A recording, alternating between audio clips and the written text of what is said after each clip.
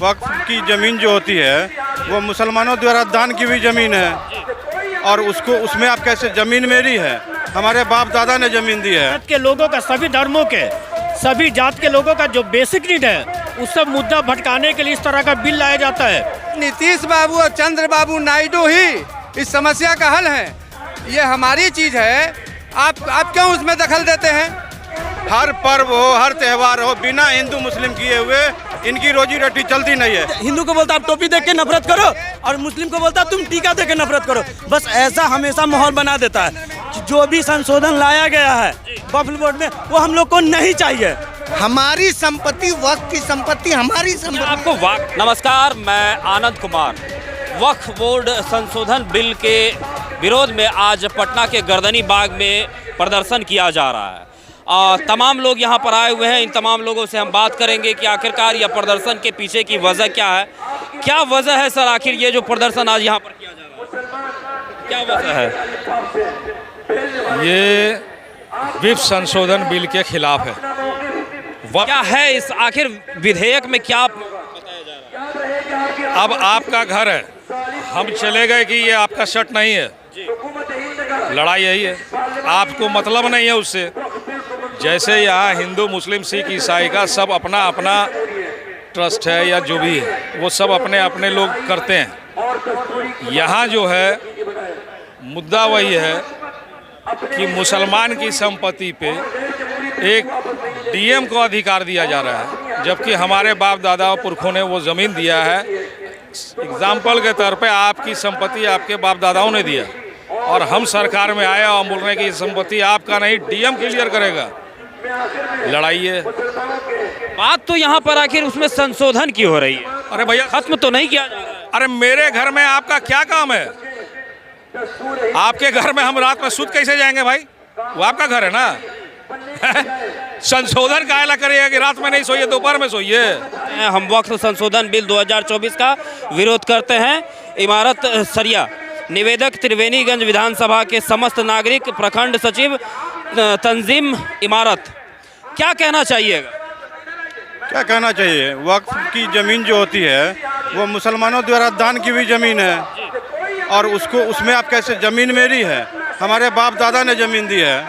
हमारे खुद दादा ने मदरसा गारा में 13.5 एकड़ ज़मीन दिया, वक्फ के नाम से रजिस्ट्री की, तो वो ज़मीन कैसे गरीबों से ली हुई है? आप बताइए मुझे। लेकिन सरकार तो ये कह रही है कि हम वक्फ बोर्ड को खत्म नहीं कर रहे हैं, बल्कि उसमें संशोधन, उसमें जो है मतलब कि कुछ फेर बदल कर रहे हैं। वही फेर बदल तो समझ में आ रहा है ना। अभी हमारे घर में है, मैं अपना घर बना रहा हूँ और कोई गेट है जो मुझे पसंद नहीं है, तो आप मुझसे बिना पूछे मेरे गेट बदल देंगे क्या? आप हमसे पूछेंगे ना, भैया आपकी गेट जो है वो रोड पे आ गई है, एमसीडी में आ गई है, आपकी रोड में, आपकी दरवाज़ा मैं हटाना चाहता हूँ। आप हमसे बात करेंगे, बिना बात किए आप हमारे हटा देंगे। संशोधन किससे पूछ के किया? किसी से नहीं पूछ के किया। और संशोधन मतलब क्या होता है? हमारे सहूलियत के लिए, हमारे भलाई के लिए, न कि हमारी लुटिया डुबाने के लिए। आप हमारे अंगने में आपका क्या काम? हमारी वक्फ की ज़मीन हमारे बाप दादाओं की दी हुई ज़मीन है, किसी से खैरात ली हुई ज़मीन नहीं है। हमारी मस्जिद जो है बजाबते रजिस्ट्री की हुई ज़मीन है, किसी सरकारी ज़मीन में नहीं है। तो फिर हमारे ज़मीन में आपका क्या काम? हम कुछ मुसलमान भी हैं जो कि इस वक्फ बोर्ड के समर्थन में आए। नहीं, बहुत सारे लोग जो है, बहुत सारे हिंदू भाई भी वक्फ बोर्ड के समर्थन में हैं। अभी सामने घूम रहे हैं। एक दो मुसलमान उधर है, कुछ हिंदू भी आए हैं, देख लीजिए सामने घूम रहे हैं काफी। भारत जो है ये लोकतांत्रिक देश है, यहाँ किसी पे प्रतिबंध तो है नहीं। तो कुछ हमारे हिंदू भाई भी हमारे साथ हैं, मुस्लिम भाई उनके साथ हैं, लेकिन ये मामला हमारा है, हमारे मास मुस्लिम का है। जब हमें ये मंजूर नहीं है, फिर क्यों हम पे जबरदस्ती थोपा जा रहा है? भारत के लोगों का, सभी धर्मों के, सभी जात के लोगों का जो बेसिक नीड है उस सब मुद्दा भटकाने के लिए इस तरह का बिल लाया जाता है, ताकि लोग उधर, उनका माइंड उधर डाइवर्ट हो जाए और हम खरबपति को खरबपति बनाते रहे। अभी देखिए, तेजस्वी यादव आए थे, वो कह रहे थे कि यहाँ कनपुड़िया कानून लाया गया। बिल्कुल सही कह रहे हैं। अरे जो जरूरी चीज़ है, देश से बेरोजगारी हटाना, देश में शिक्षा का प्रसार करना, देश में स्वास्थ्य सेवा बहाल करना, देश से गरीबी हटकाना, वो सब काम नहीं करना है। बस देश के अंदर हिंदू मुस्लिम मंदिर मस्जिद करना है। इससे देश की अखंडता कमज़ोर होती है, देश के लोगों की एकता कमजोर होती है। आज यहाँ पर आप लोग जब प्रदर्शन कर रहे हैं तो बिहार सरकार आपके साथ खड़ी है क्या? बिहार सरकार को बोलना चाहिए था, बिहार सरकार को बोलना चाहिए था कि वक्फ बोर्ड जो है मुसलमानों की संपत्ति है, इसमें क्या जरूरत है इंटरफेयर करने की। बिहार सरकार को ये बोलना चाहिए था कि बिहार के लोगों की जो जरूरत की चीज़ है उसको पूरा किया जाए, ना कि ये सब फजूल का काम में लोगों को माइंड को डाइवर्ट किया जाए। ये सारी चीज़ें होनी चाहिए थी। चंद्रबाबू नायडू और नीतीश बाबू को चाहिए कि मोदी पे प्रेशर बनाएं और इस बिल को वापस लें। और नीतीश बाबू ने बेशक बढ़िया काम किया, लेकिन जैसे कहते हैं ना, संख्या मिला देना, ये वक्त बिल वही है, पूरे बिहार से मुसलमानों का वोट कन्वर्ट हो जाएगा, ये बात समझिए। इसलिए नीतीश बाबू और चंद्रबाबू नायडू ही इस समस्या का हल है। जिस दिन प्रेशर बनाया मोदी पे, ये बिल खत्म। तो नीतीश कुमार तो चुप्पी तोड़ नहीं रहे। तोड़ेंगे, तोड़ना है, नहीं तोड़ेंगे तो फिर उनके साथ भी वही होगा जो 2005 से पहले हो रहा था, उनके साथ जो हुआ होगा। ये हमारी चीज़ है, आप क्यों उसमें दखल देते हैं? क्या अरे बुनियादी ज़रूरत तो है बच्चों का एजुकेशन, नौकरी, रोजगार, इस सब पर फोकस हटा कर हिंदू मुस्लिम गोबर गणेश यही सब करके आप साफ तौर पर केंद्र सरकार जो है मतलब कि आपसी तालमेल को बिगाड़ने की कोशिश। जी नफरत है, भाईचारा खराब करने की हमेशा कोशिश रही है इनकी। हर पर्व हो, हर त्यौहार हो, बिना हिंदू मुस्लिम किए हुए इनकी रोजी रोटी चलती नहीं है। देखिए, सीधा तौर पे बोलना चाहते हैं कि अगर देखिए हम किसी कंपनी का एक एम्प्लॉय है, ठीक ना, और हम चाहते हैं कि कंपनी मेरा सैलरी बढ़ा दे, तो पता कम हम लोग मतलब रखते रिक्वेस्ट कि मेरा सैलरी सर बढ़ जाना चाहिए, तो पता है कंपनी हम पे क्या डाल देता है, एक टारगेट दे देता है कि आप ये टारगेट पूरा करो तो आप कितना पेमेंट होगी, बढ़ेगी। तो वैसी सरकार कर दिया गया कि हम लोग चाहते हैं कि हमें शिक्षा मिले, नौकरी मिले, हम लोग को मतलब बढ़ने का एक स्रोत मिले, तो सरकार क्या करता है, एक हम पे मुद्दा ला देता है, नहीं आप इस चीज़ पे जाके लड़ लो। आप टोपी हिंदू को बोलता आप टोपी देख के नफरत करो, और मुस्लिम को बोलता तुम टीका देख के नफरत करो। बस ऐसा हमेशा माहौल बना देता है किसी न किसी माध्यम से। अभी वक्फ बोर्ड आया, इसमें भी बहुत सारे मुद्दा उठेगा। अभी बहुत क्योंकि कहीं ना कहीं तो उठ ही रहा है, मुद्दा तो उठ ही रहा है, जगह जगह पर जो है मतलब कि इस वक्फ बोर्ड बिल को लेकर के जो है विवाद चल। जी, तो इसमें क्या नेता का बाल बच्चा लड़ने आएगा या नेता लड़ने आएगा? नहीं, हमेशा छोटे लोग लड़ लेंगे। अगर एक हिंदू, एक समाज में ज़्यादा हिंदू कहीं रह रहा, अगर वहाँ एक मस्जिद मिल जाएगा तो वो लोग के माइंड में इतना प्रेशर, इतना गंदगी भर दिया गया है ना कि वो चाहेगा कि ये मस्जिद यहाँ से हट जाए, समझ गया ना। और कहीं ज़्यादा अगर मुस्लिम की आबादी है और वहाँ एक मंदिर है तो मुस्लिम ये चाहेगा ना कि ये मंदिर को हटा दिया जाए। बिल्कुल अपनी मनमानी कर रही है सरकार।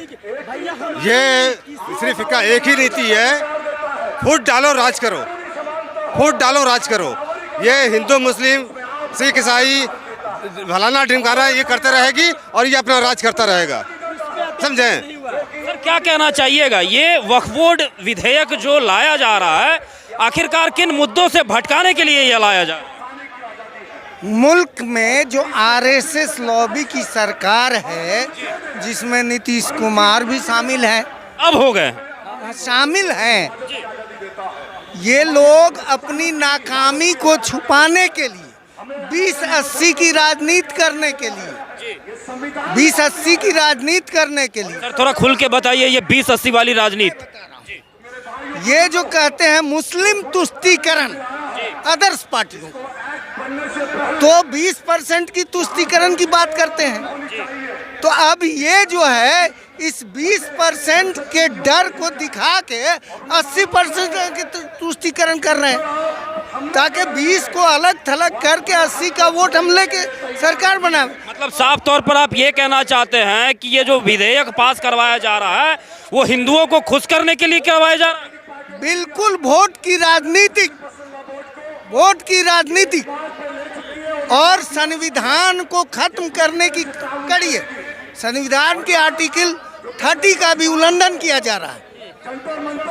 हमारी संपत्ति, वक्फ की संपत्ति हमारी संपत्ति। आपको वाकई में ऐसा लगता है सर कि इस देश के जो तमाम हिंदू लोग हैं वो वक्फ बोर्ड के खिलाफ में हैं? नहीं, 80% हिंदू जो है वो मुसलमानों की संपत्ति के भाईचारे के साथ हैं। सिर्फ 10 से 20% ये आरएसएस लॉबी के लोग जो हैं, गुजराती लॉबी, ये गुजराती लॉबी एक प्रोपेगेंडा चलाती है। अगर ऐसा होता तो 400 पार 240 क्यों रह गए? ऐसा होता तो पूरे हिंदुस्तान में उनकी सरकार क्यों नहीं आती है? हर जगह गठबंधन से है, चोरी से सरकार बनाते हैं। पहले सरकार नहीं थी। तो सर एक बात बताइए, आप तो लगातार आवाज़ उठा रहे हैं, अपनी बातों को रख रहे हैं, लेकिन केंद्र सरकार आपकी बातों को मानने वाली तो नहीं लग रही है। इसलिए कि केंद्र सरकार के पीछे लकड़ी पचड़ी हम ही में से है। हमारे वोट से जीतने वाले लोग पचड़ी लगा के खड़े किए हुए हैं, तो इस पचड़ी की औकात इस बार बिहार में दिखा दी जाएगी। किस पचड़ी की बात कर रहे हैं? नीतीश कुमार पचड़ी समझते हैं हम लोग, देहाती और बिहार के। बिल्कुल समझ रहे हैं।